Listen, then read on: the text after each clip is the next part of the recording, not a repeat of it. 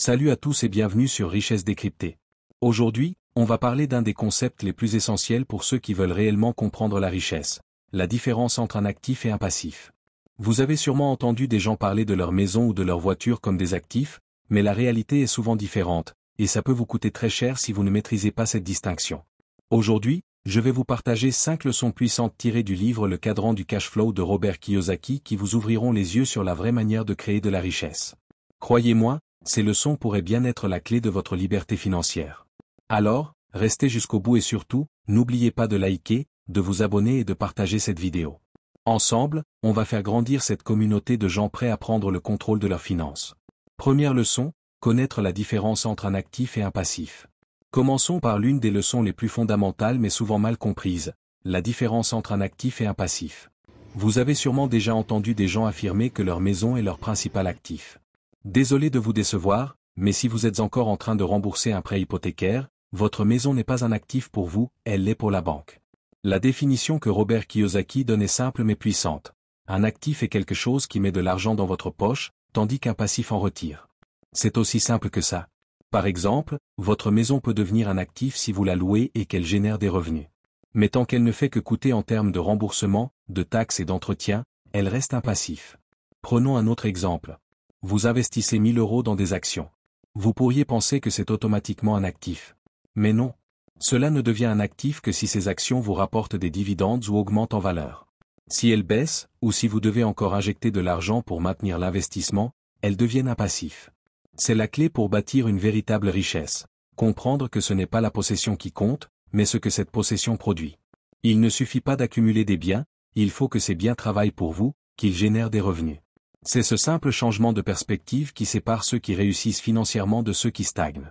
Deuxième leçon importante, trouver un mentor, c'est l'une des façons les plus rapides d'accélérer votre progression et d'éviter les erreurs coûteuses. Vous vous êtes déjà retrouvé à essayer de résoudre un problème complexe tout seul, sans savoir par où commencer? C'est exactement là qu'intervient l'importance d'un mentor. Un mentor, c'est quelqu'un qui a déjà parcouru le chemin que vous essayez d'emprunter. Il connaît les obstacles à éviter, les raccourcis à emprunter, et peut vous guider pour éviter les erreurs coûteuses. Prenons un exemple concret. Supposons que vous souhaitiez investir dans l'immobilier. Si vous vous lancez seul, vous risquez de passer des mois, voire des années à comprendre les rouages du marché, à découvrir les pièges à éviter et à apprendre par essai et erreur. Cependant, si vous avez un mentor qui a déjà bâti un empire immobilier, il peut vous montrer directement les stratégies qui fonctionnent, vous orienter vers les bonnes ressources, et vous donner des conseils spécifiques pour maximiser vos chances de succès rapidement. Un mentor peut littéralement réduire votre courbe d'apprentissage de plusieurs années.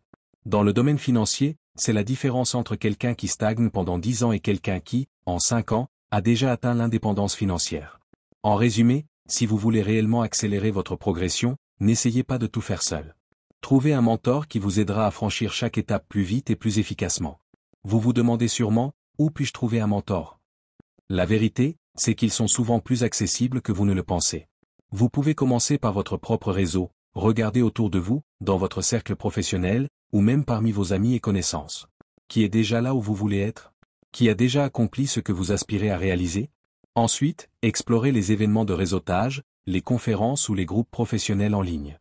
Des plateformes comme LinkedIn peuvent être une mine d'or pour entrer en contact avec des personnes influentes dans votre domaine. Il suffit souvent de faire preuve d'audace et de poser les bonnes questions. Un simple message bien rédigé peut parfois ouvrir des portes inattendues. Enfin, une astuce clé, n'attendez pas que le mentor vienne à vous. Prenez l'initiative, proposez de l'aider ou de collaborer sur un projet. Montrez que vous êtes sérieux et motivé à apprendre. Les mentors apprécient souvent les personnes qui sont prêtes à faire un effort supplémentaire. Le mentorat ne se limite pas à une relation unilatérale, c'est un échange où vous devez aussi apporter de la valeur. Soyez proactif, curieux, et montrez que vous êtes prêt à saisir chaque opportunité. Vous avez un mentor? Très bien. Mais pour réussir financièrement, il vous faut également un ingrédient essentiel, souvent sous-estimé, la foi en votre succès. Leçon 3, le pouvoir de la foi. Prenez un instant pour imaginer ceci, vous savez avec certitude que tout ce que vous désirez est déjà en chemin. Votre voiture de rêve, votre maison idéale, l'argent que vous voulez, tout cela est déjà à la poste, avec votre nom dessus.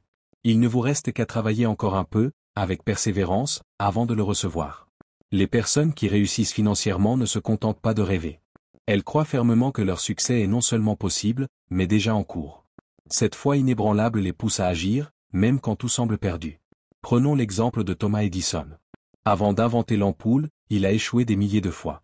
Mais il n'a jamais douté que sa vision aboutirait. Lorsqu'on lui a demandé comment il vivait ses échecs, il a répondu « Je n'ai pas échoué 10 000 fois.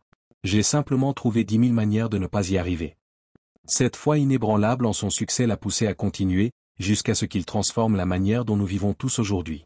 De la même manière, la astérisque OI de l'attraction nous enseigne que ce à quoi nous croyons profondément et que nous visualisons clairement a tendance à se manifester.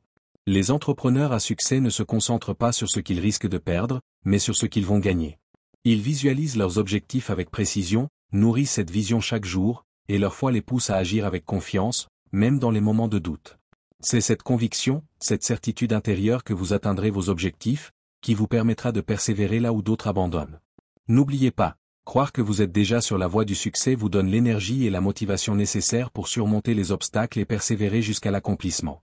La foi est importante, mais votre entourage joue également un rôle énorme dans votre succès. À présent, parlons de l'impact des personnes avec qui vous passez le plus de temps. Leçon 4. Comment pouvez-vous voir votre avenir? Vous voulez savoir à quoi ressemblera votre avenir? C'est simple, regardez les 5 personnes avec qui vous passez le plus de temps. Leur influence sur vous est bien plus grande que vous ne l'imaginez. Si ces personnes sont constamment négatives, stagnantes, ou ne partagent pas vos ambitions, cela freine inconsciemment votre progression. Faites un exercice simple, notez les 5 personnes les plus présentes dans votre vie et analysez où elles se trouvent dans le cadran du cash flow de Kiyosaki. Est-ce qu'elles sont des employés qui échangent leur temps contre de l'argent? Des entrepreneurs qui créent de la valeur? Ou encore des investisseurs qui génèrent des revenus passifs? Ces personnes vous tirent-elles vers le haut ou vous maintiennent-elles à leur niveau? Les grands entrepreneurs comme Warren Buffett ou Elon Musk le disent souvent, s'entourer des bonnes personnes est l'une des clés du succès. L'important, c'est que si vous voulez réussir, vous ne pouvez pas continuer à nager avec des gens qui se contentent de rester là où ils sont. Si vous voulez voler avec les aigles, vous devez vous entourer de personnes qui ont des ambitions similaires ou plus grandes. Ces personnes non seulement vous inspireront, mais elles vous pousseront à voir plus grand, à penser différemment et à viser toujours plus haut. En fin de compte, votre entourage agit comme un miroir, il reflète vos aspirations et influence directement votre trajectoire. Assurez-vous donc que ce miroir reflète une version de vous qui est alignée avec vos rêves les plus ambitieux. Vous savez maintenant comment choisir vos compagnons de route. Mais pour réussir financièrement, il faut aussi savoir rester émotionnellement neutre. Leçon 5, restez neutre face à la victoire et à la défaite. La peur de perdre est l'un des plus grands obstacles à la réussite financière. Combien de personnes connaissez-vous qui hésitent à investir ou à se lancer dans un projet par peur de l'échec? Cette peur paralyse, et Kiyosaki nous rappelle que la clé du succès est de rester émotionnellement neutre, que vous gagnez ou perdiez. Le stoïcisme, une philosophie ancienne, enseigne justement cette maîtrise de soi face aux événements extérieurs. Les stoïciens croyaient que nous ne contrôlons pas ce qui nous arrive, mais seulement notre réaction. Cette approche est cruciale dans le monde des affaires et des finances, ce n'est pas le gain ou la perte en soi qui compte, mais comment vous réagissez à ces résultats. Prenons l'exemple de Warren Buffett, l'un des investisseurs les plus respectés au monde. Buffett incarne parfaitement cette neutralité émotionnelle. Que ses investissements soient dans une phase de croissance ou de baisse, il ne panique jamais. Son regard est toujours fixé sur le long terme, en reconnaissant que les marchés fluctuent, mais que la vraie richesse se construit sur des décennies, pas sur des coups de chance. C'est là que la neutralité émotionnelle entre en jeu. Si vous vous laissez emporter par l'euphorie d'un gain temporaire, vous risquez de prendre des décisions impulsives qui pourraient tout gâcher. À l'inverse, si vous êtes paralysé par la peur de perdre, vous n'oserez jamais saisir les opportunités qui se présentent. Les grands investisseurs et entrepreneurs adoptent une attitude stoïque, ils savent que les hauts et les bas font partie du processus. Ils restent calmes face aux pertes et ne s'emballent pas face aux victoires. Ce qui compte, c'est de rester concentré sur l'objectif à long terme, tout en apprenant de chaque expérience. En somme, la clé du succès financier réside dans votre capacité à rester détaché émotionnellement des résultats immédiats et à adopter une perspective à long terme. Ne laissez pas la peur de l'échec ou l'excitation des gains temporaires dicter vos actions. Les grandes fortunes ne se construisent pas du jour au lendemain. En réalité, elles sont le résultat d'une série de petites victoires, accumulées avec le temps. La clé, c'est la constance. Ne vous concentrez pas uniquement sur les gros coups. Apprenez à valoriser les petites victoires, car ce sont elles qui, à long terme, feront la différence. Si cette vidéo vous a apporté de la valeur, abonnez-vous dès maintenant, likez et partagez-la pour continuer à recevoir du contenu précieux. Dites-nous en commentaire ce que cette vidéo vous a apporté et restez avec nous pour plus de conseils qui vous aideront à réussir financièrement. Cela dit, ces leçons tirées du livre Le cadran du cash flow de Robert Kiyosaki sont des principes intemporels pour construire de la richesse. Appliquez ces principes, et vous serez sur la voie de la réussite financière.